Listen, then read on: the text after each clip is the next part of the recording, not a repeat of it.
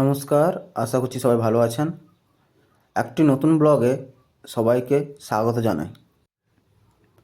এই যে বাড়ি থেকে বেরিয়ে এসেছি একটা খুব সুন্দর জায়গায় যাওয়ার জন্য। চলুন রাস্তায় গিয়ে কথা হচ্ছে।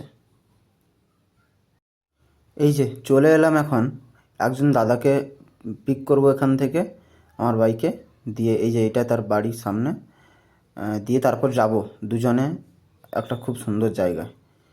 তো আপনাদেরও দেখাবো জায়গাটা। প্রথমে বলে রাখি, ব্লগটা ইন্টারেস্টিং হবে কিন্তু সেরকম একটু বেশিক্ষণেরও হয়ে যেতে পারে, তো আপনারা স্কিপ করবেন না, দেখতে থাকবেন।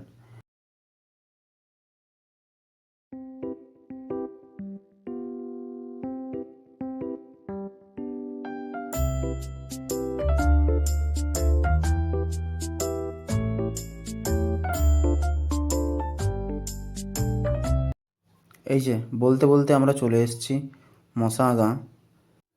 চলুন এবার পুলটা পেরোই।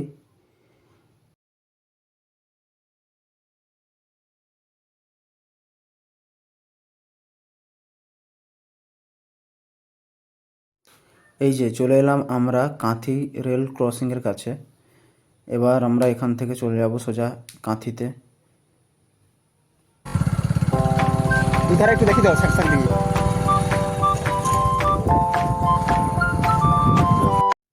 এই যে চলে এসেছি আমরা কাঁথি মেল লাইনের কাছে।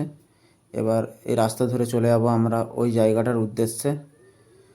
তো আপনাদের তো বলা হয়নি যে দাদাটাকে নিয়ে এসেছি।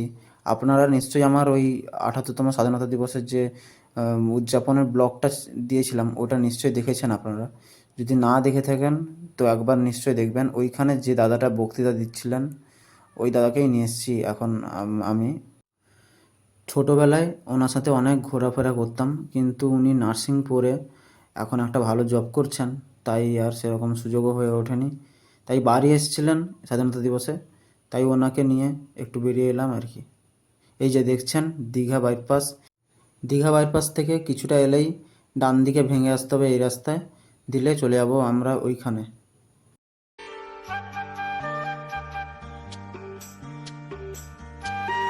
এই যে দেখুন একটি অনুকূল ঠাকুরের কত সুন্দর মন্দির। রাস্তা যেতে যেতেই পরে মন্দিরটা কোনোদিন ঢুকিনি, তো একদিন সময় হলে অবশ্যই ঢুকবো এবং আপনাদের দেখাবো। এই যে দেখুন চলে এসেছি আমরা সেই শৌলা ব্রিজে, খুব বিখ্যাত এখানকার। এটা একটা ব্রিজ, খুব মানুষ থাকে এখানে সবসময়। তো খুব সুন্দর জায়গা, খুব সুন্দর জায়গা। তো এখানে কিছুক্ষণ দাঁড়াবো, তারপরে আরও একটা সুন্দর জায়গায় যাব। তো দেখাই সম্পূর্ণটা আপনাদের।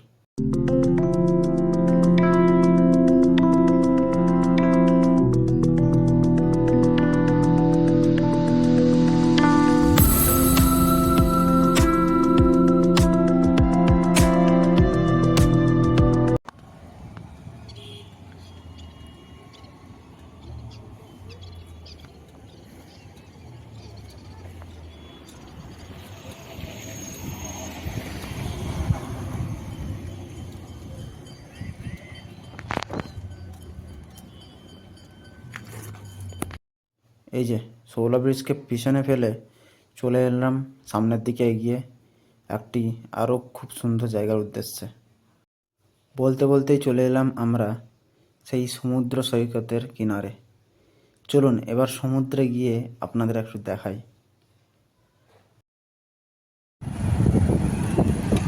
এখানে সাইডে রেখে দে, ওইদিকে ওইদিকে ওই পার্কের ওইদিকে এর পরে ওইদিকে রেখে। দেখুন সমুদ্র, পাহাড়, পর্বত, প্রাকৃতিক কিছু এমন সৌন্দর্য আছে যে আপনার যতই কষ্ট, রোগ ব্যাধি, যতই মন খারাপ হোক না কেন, এগুলোর সামনে যদি 5 মিনিট নিস্তব্ধতায় বসে থাকা যায়, সব কিছু যেন কেমন ঠিক হয়ে যায়। যতই টেনশন ডিপ্রেশন থাকুক না কেন, যেন সব কিছু ছুঁড়ে ফেলে আবার নতুন করে বাঁচতে ইচ্ছে করে।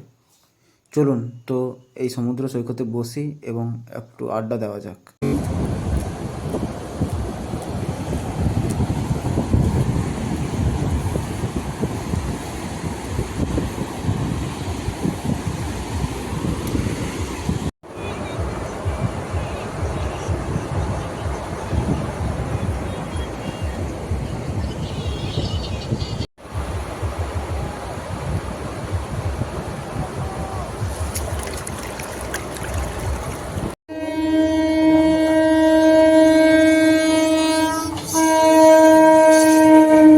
বাড়ি আসার সময় সেই রেল ক্রসিংয়ের কাছে একটা লোকাল ট্রেন পেয়ে গেলাম, তো আপনাদেরও একটু দেখিয়ে দিলাম।